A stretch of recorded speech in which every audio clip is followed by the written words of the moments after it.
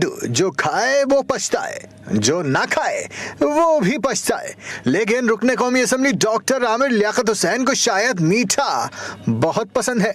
उन्होंने तीसरी बार शादी का लड्डू खा लिया।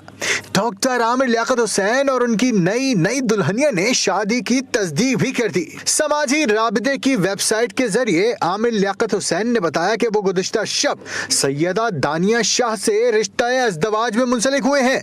उन्होंने बताया कि उनकी अहलिया की उम्र 18 बरस है। 49 साला आमिर लियाकत ने बताया कि दानिया शाह का ताल्लुक एक शरीफ घराने से है, वो सराइकी हैं। उन्होंने ये भी लिखा कि मैं अपने तमाम खैर खाहों से दरख्वास्त करना चाहता हूँ कि हमारे लिए दुआ करें।